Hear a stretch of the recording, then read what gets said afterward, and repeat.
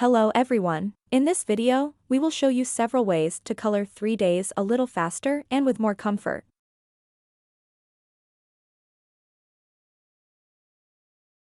First of all, you should configure the interface for yourself.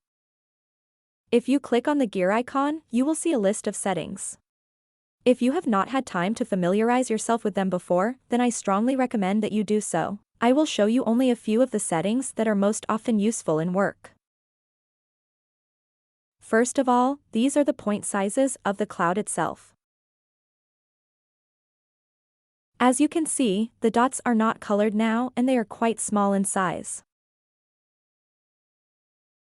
This can be fixed if you move the slider. You can increase the size of the colored dots. They can even become so huge. In the course of work, you will understand which point size is optimal for you and remember it. It is also possible to increase the non-colored dots even to huge sizes, but this is probably too much. Well, you can make it a little bigger so that the smallest dots become noticeable, which can sometimes be overlooked.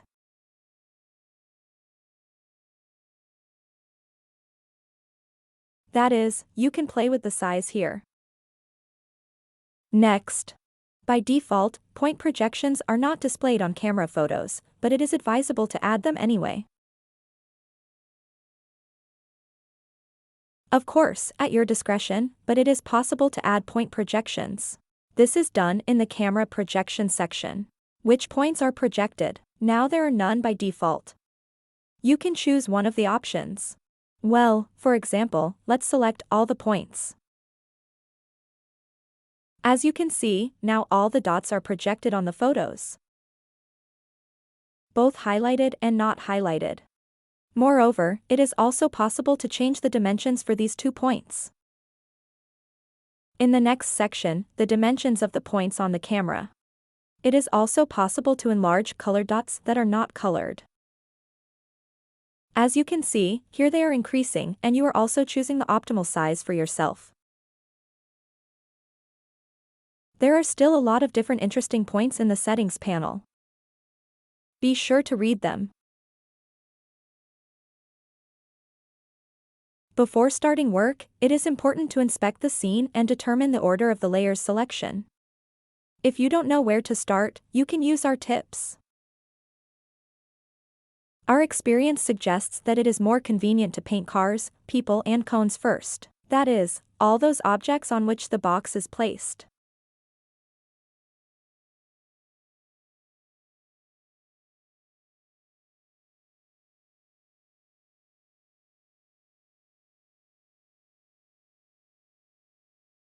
Then paint the building, curbs, and other obstacles.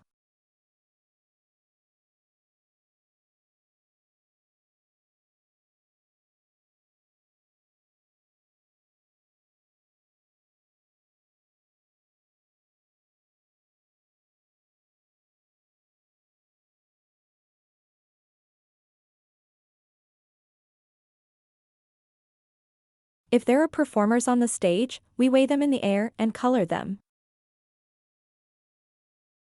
And at the end, when only the road remains on the stage, it can be painted over very quickly, literally in a couple of seconds. At first, you can paint over the layers quite roughly, without checking the thorough correctness of the selection. Because most of the time it's easier to just erase the excess with an eraser than to finish painting at one point what has not been finished. And after finishing the main work with this layer, or even after coloring all the layers in general, a separate, final stage can be carried out to check the accuracy of the entire coloring. Rotate the scene, enlarge its individual sections, in which, most likely, inaccuracies are possible, and all ready to make a correction. Usually such problem areas are located at all kinds of junctions, where one layer turns into another. For example, where curbs or snowdrifts join the roadbed. The next stage is, in fact, the coloring of objects on the stage. So, what techniques will help to color faster and easier? First of all, these are hotkeys, they are also hotkeys. When you hover over each icon with tools, you will see a tooltip that says not only the name of this tool, but also shows the letter that you need to press on your keyboard to activate this tool.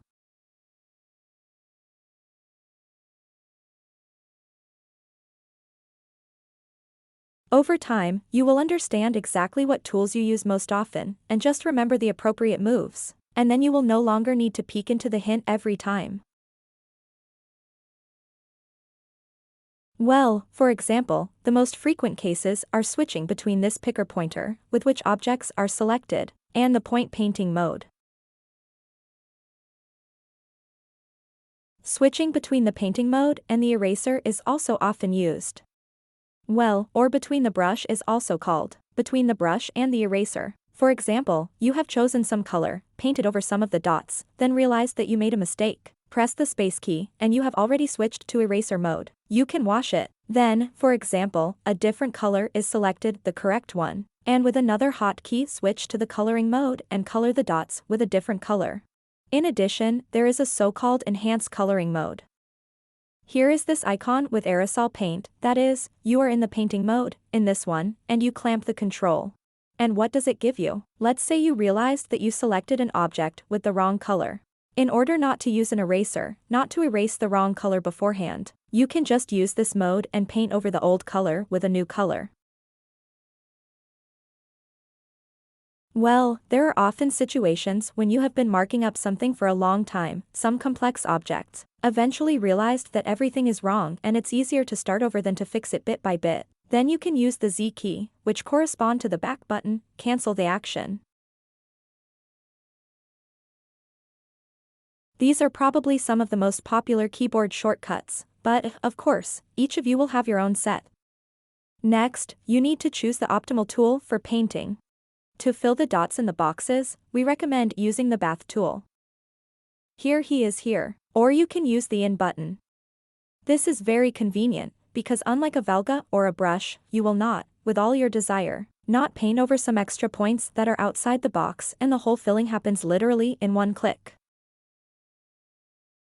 The remaining points are more convenient to mark up with this polygon tool, for the reason that very large areas can also be selected with it in just a few clicks in a couple of seconds.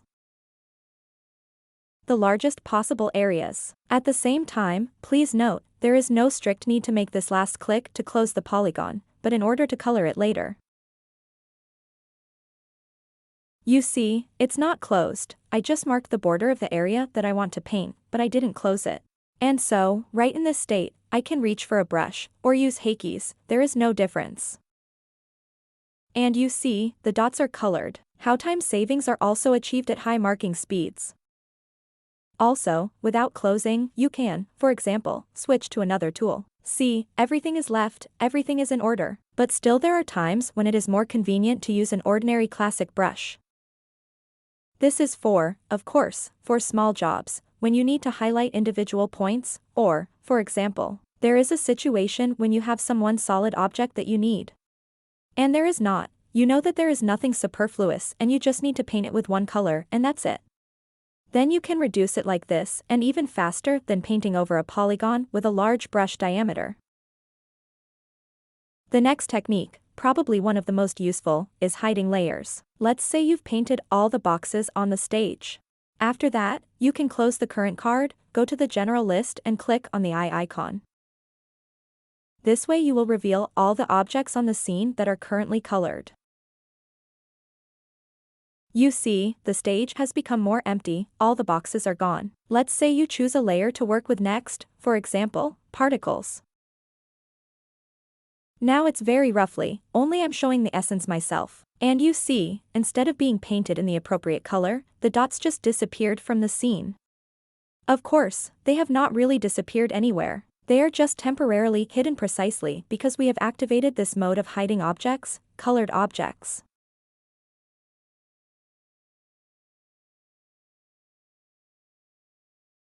How is it convenient? But obviously, the scene has become even more transparent than before. For very loaded scenes, but this scene is certainly not very loaded, but it happens when there are just a lot of objects and it can be difficult to understand where the boundaries between objects are. Because of this, the complexity in the markup increases, and thus you simplify your task by gradually clearing the scene. For example, choose the following color. You want to paint an obstacle. Well, let's assume that we have cleaned and we have the last layer left for painting, actually, the plane. And we can paint over like this in one fell swoop. Everything is ready. At the very end, do not forget to highlight the scene with a light bulb at the top right. And if by chance you accidentally forgot to finish painting something, some points remained unpainted, they will be highlighted. But in this case there is nothing, all the dots are colored. Of course, you can exit this mode. You can show any layer, select the desired layer and click on the eye sign again. Any other can also be shown, and if you go to the general list, you can show the whole scene. As you can see, the objects are painted in different colors. Nothing has been lost and has not really disappeared anywhere. Everything is in place. As you can see, hiding layers can really help with markup, especially with complex markup. As for working with boxes, we recommend using such a tool by the icon of the cube. It appears from the side.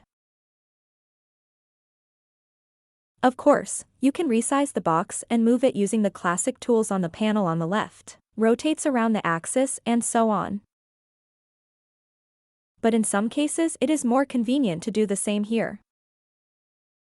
By holding down the mouse button, you can drag the box, and by pulling over the border, you can make a more fine-tuning. Let's say we move the borders of the box closer to the object itself. In addition, you will need to decide on the tactics of coloring boxes. You can first make a fill, and then see if everything is in order with the box and move it if necessary. Or you can do the opposite. First, settle all the issues with the box, see it from all sides, edit it as much as possible, check everything that is possible to fix everything, and fill the already finished, fully corrected box with paint. Perhaps we can say that the latter option is more preferable. First fix the box, then paint it over. But, of course, again, this is not a strict rule, but if it is more convenient for you in another way, do the opposite. It's just that it usually turns out to be more accurate. Well, whatever tactics you choose, in any case, after you have completed work with a specific object, you need to check the quality again. In what way? Scroll through the scene, zoom in, pay special attention to the edges of the object. And here, too, it is possible to approximate the points, to see if something is getting out much beyond the limits. After making sure that everything is really in order, you can move on to the next object and not return to the current one anymore.